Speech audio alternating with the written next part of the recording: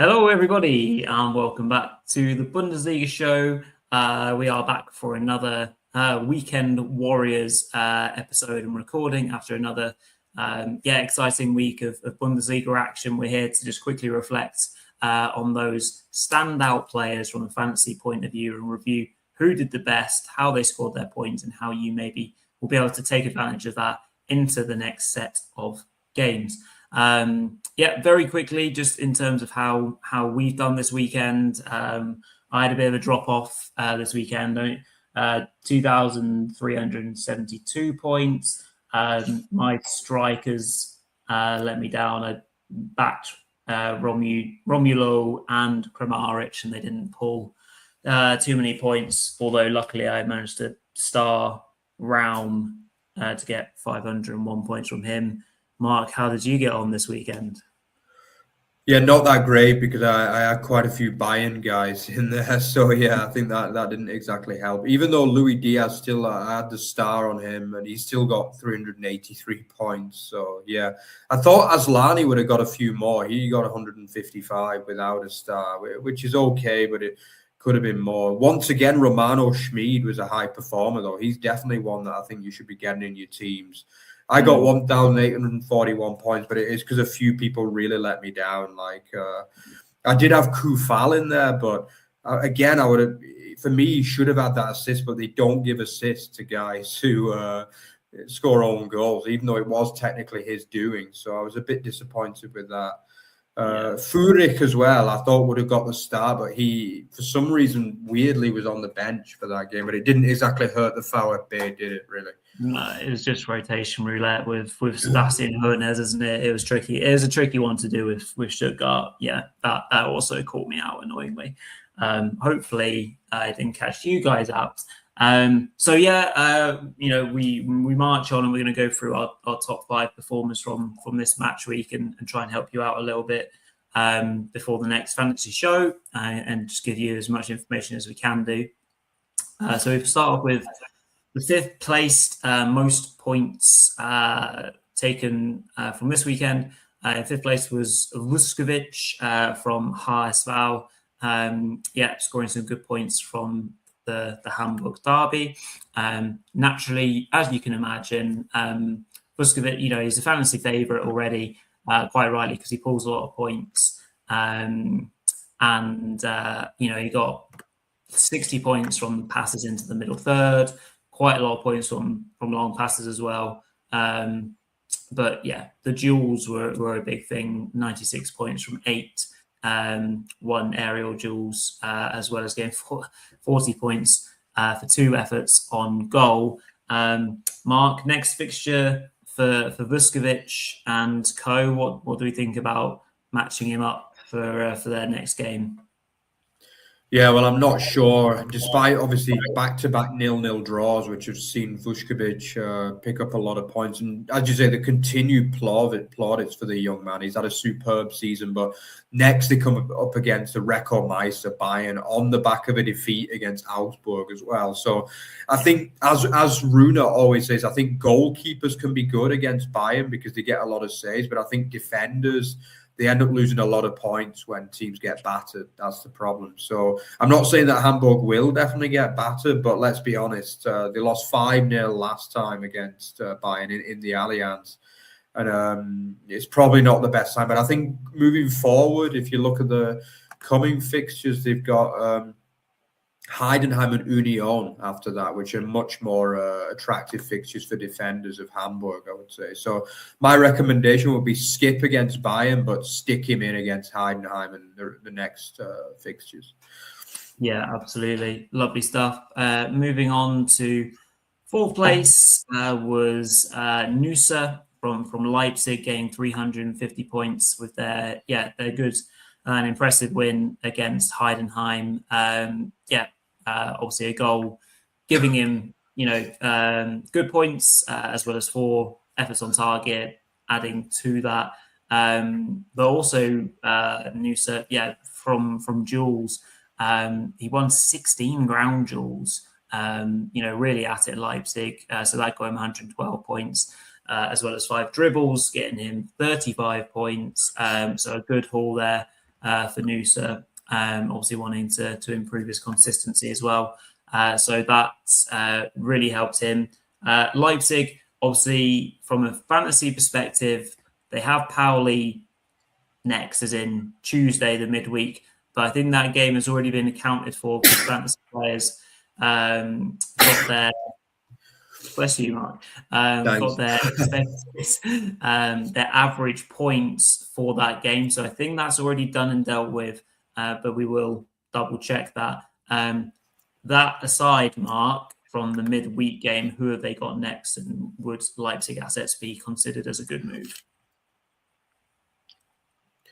Yeah, well, they do have a decently favourable run the next two. They got Mainz at home. Obviously, we talked on the main show about the fact that Mainz are looking better, but Noosa has had a lot of opportunities this season, and even against Bayern last week, we saw him get, probably a lot of points in that one too, due to a lot of shots, a lot of dribbles and things like that.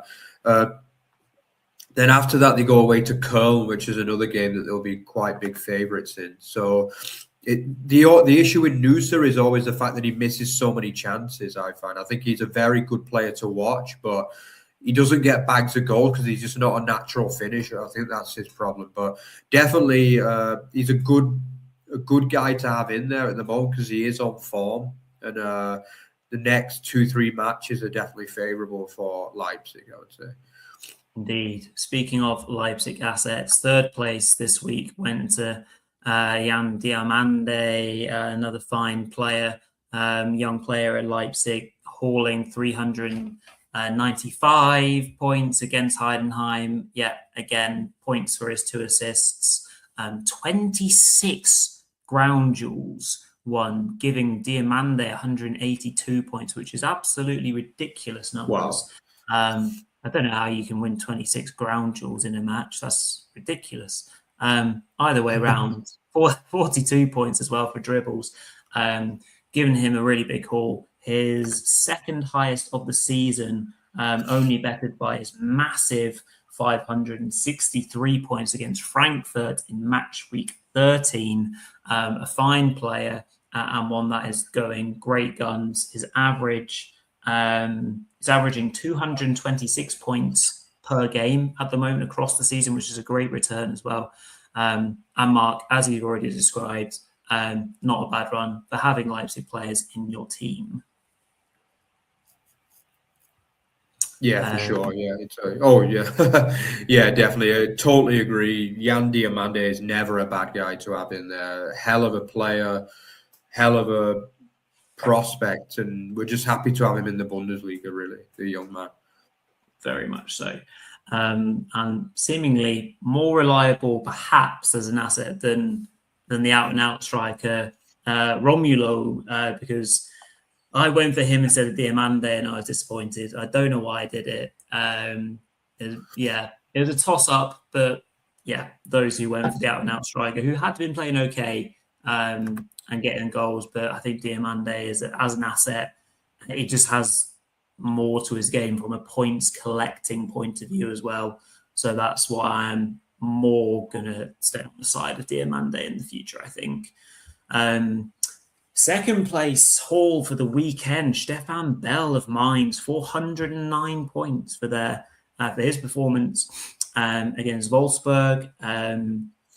The weekend. Bell got 120 points for 6 efforts on goal. That was a hell of a crack, considering he's a defender. 6 efforts on goal versus Wolfsburg. But yeah, fine effort.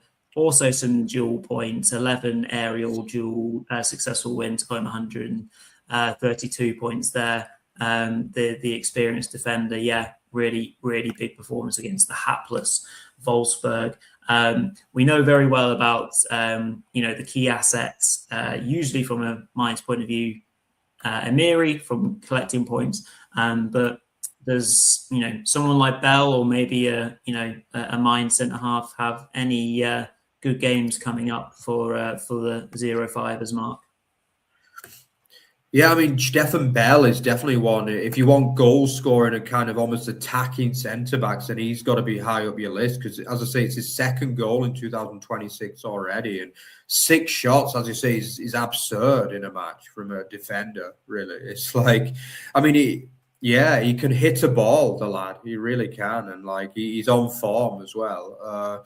But I think the worry about that is that they go away to Leipzig, who have been blitzing a few teams recently, particularly teams further down the bottom. So again, similar to the situation with Vuskovic, I wouldn't put him in ahead of that game because I learned it having a couple of Gladbach defenders in against Stuttgart.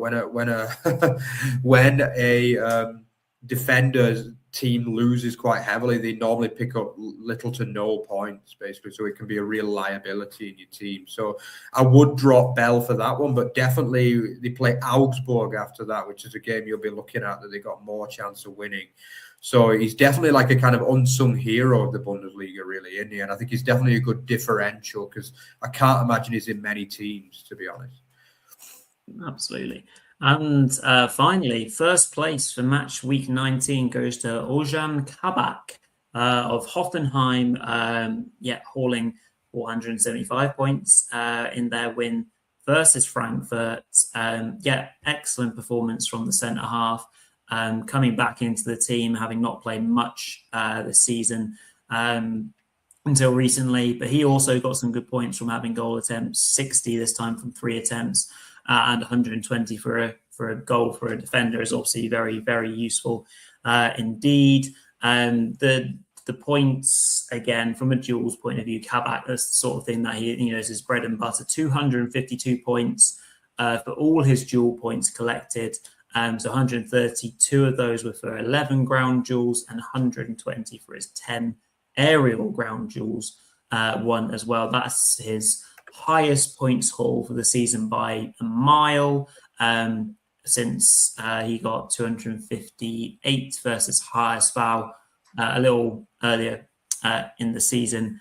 Currently sitting at only 4.47 mil. That obviously might change during the week. That's what he currently is.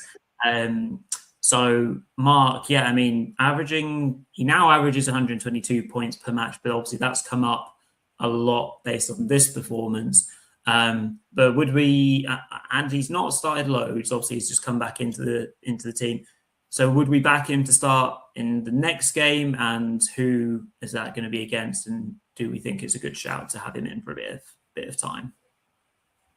Yeah, I mean, I think he's a pretty nailed-on starter now. As you say, he wasn't in there at the beginning of the season, but he's one of the many Hoffenheim players who've kind of fed on the good form of the team and found his form back, basically. And I think definitely a man that's always had an eye for a goal. He's always been a good goal scorer for a defender, even back long time ago, even at Liverpool, I think he got a couple of goals, didn't he, for them? And at Norwich, I think he did okay for goals too. Schalke.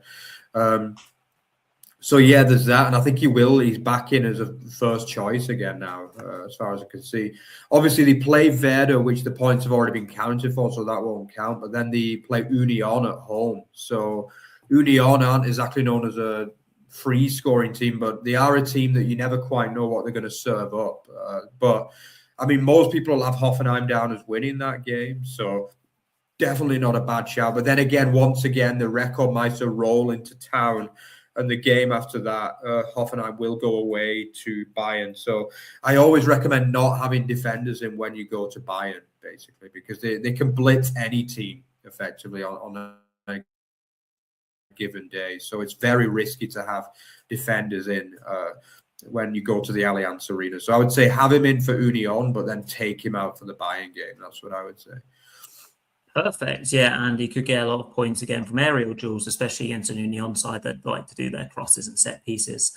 Lovely stuff. That is it for our Weekend Warriors show. Hope it was helpful to you guys. Mark, if you'd like to finish off and close the show. Yeah, so if you enjoyed what you saw today, then please like, comment, subscribe, and turn on your notifications as well. Don't forget as well, we're not only a pod, we're also, we're not only a YouTube channel, we're also a pod. So check us out on there, and also check us out on Instagram and all social media as well. So thanks a lot, guys, and see you next time. Bye-bye. Take care. Bye.